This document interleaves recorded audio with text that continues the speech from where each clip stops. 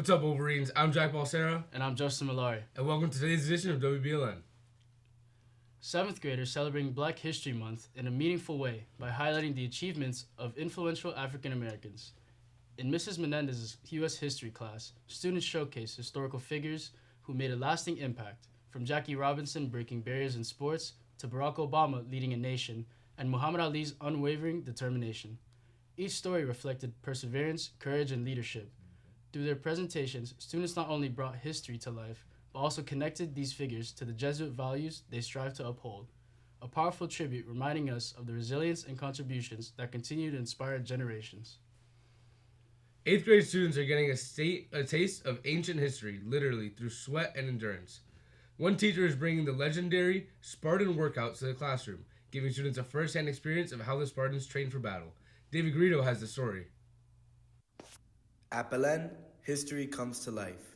It can be seen here as Mr. Jordan's 8th grade world history class is going through a Spartan workout routine. To the burpee. You're going to jump over to a burpee, etc., etc.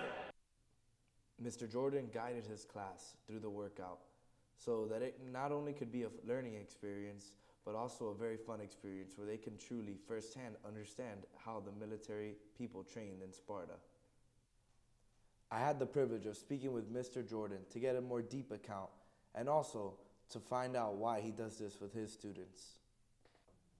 So the history of the Spartan Military Academy and the way that they would proceed actually comes from a revolt called the Helot Revolt that took place in Sparta. Sparta wasn't always a military powerhouse. It was actually predominantly a farming city-state. So when the slaves revolted and the city-state was actually almost wiped off, a king by the name of King Lycurgus instituted what were called the Lycurgan Reforms, changing Sparta from a farming town into a military powerhouse. So by the age of 7, the young boys were sent into a military school. They were given little water and only bread to eat, and they graduated around 16 years old. The reason they were given such small portions is to learn how to be resourceful, learn how to be cunning, learn how to be strategic in what it was that they did, how to find food, especially in battle when they couldn't find food, work as a team, work as a unit. So those are main lessons that we try to take from history and bring them into the classroom and also outside the classroom into sports and all that. So we really try to drive that home during the military training that the students experienced. The main muscle groups that they worked out were the shoulders, the legs, and core, mostly because of the weaponry that they used. They had about a 10-foot lance spear that they actually never threw, but it was done to give distance between their enemy and themselves. Weighed about 45 pounds, so the weight of a barbell. So to be able to hold that, along with about a 50-pound bronze shield entirely that would rest on their legs, and their shoulders and the core would have to hold that the entire time in battle. They work as a unit. They kind of perfected a lot of different strategies that were used later on in the Middle Ages. So having those muscle groups was very important, but then also mixing that in with the strategies behind it is what we tried to do in the workout yesterday. A piece of food.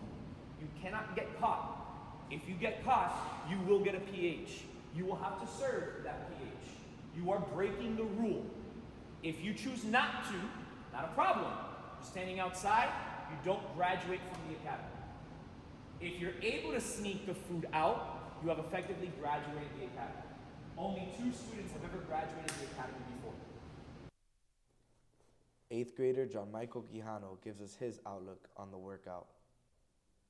The Spartan workout was very challenging, but at the same time, it taught us lessons on like how to get better, what workouts to do so that we can grow, and it taught us leadership and teamwork, that not only do we work by ourselves, but we work as a unit. It doesn't do you any good to be mediocre when you know you are capable of greatness. For WBLN, I'm David Garrido. In other news, on Wednesday morning, the Vatican said Pope Francis had another peaceful night in the hospital. According to the Vatican source, the Pope is sitting up and continuing with treatment and rest. The 88-year-old pontiff remains on oxygen. On Tuesday, the Vatican said the Pope is still in critical but stable condition. The statement added he didn't have any acute respiratory episodes and had a scheduled CT scan to monitor his pneumonia. He was admitted to a clinic in Rome more than a week ago and tested for a respiratory tract infection. The Pope was later diagnosed with pneumonia. Florida Republican Congressman Byron Donalds is officially running for governor in 2026. Donalds announced his candidacy Tuesday on Fox News. It comes less than a week after President Trump issued a preemptive endorsement on Truth Social. Donalds touted Trump's support Tuesday when asked about speculation that Florida Governor Ron DeSantis' wife, Casey, may jump into the race. Donald said he wants to solve the insurance problem in Florida and pointed to his career in banking insurance and in financial services. Donald also mentioned his long history in the conservative movement and said he has one of the strongest conservative records. Republicans are working to craft a budget framework that can clear both chambers of Congress. That's after the House passed a resolution last night with just one GOP dissenter.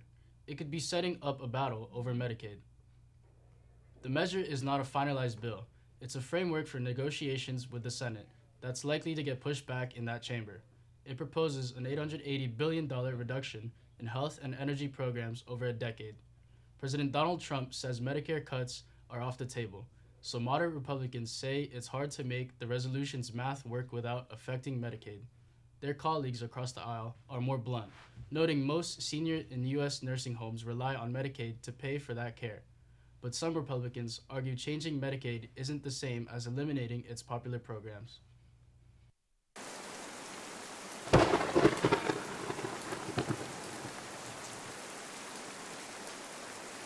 What's up, Wolverines? I'm Enzo Valdez, and here is your weather.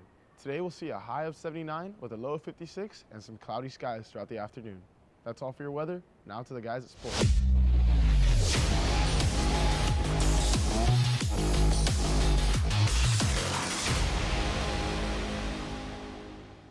What's up, Wolverines? I'm Eduardo Poleo, and this is your new sports for the day. The varsity track team came in second place at the home meet 1 on Tuesday evening. Event winners for Belen were Thiago Socaras in the 800 meter. He ran a school and stadium record of 1 minute and 48 seconds. This is currently #1 time in the U.S. and 4th all-time best in Florida. Marco Craig is in the 1600, WBLN's very own Matthew Murrow in the 3200, and Marcelo Perez in the 400 meter hurdles. It was a tough watch. Damn.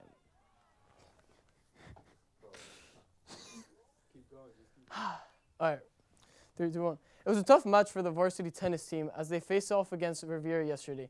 Falling short with a 2-5 loss despite their efforts, the team couldn't secure the win, but they were ready to bounce back in their next match. On a brighter note, congratulations on the middle school's team for a strong performance, taking the victory with a 5-2 win. Great job to all our players, and best of luck in the next matchup.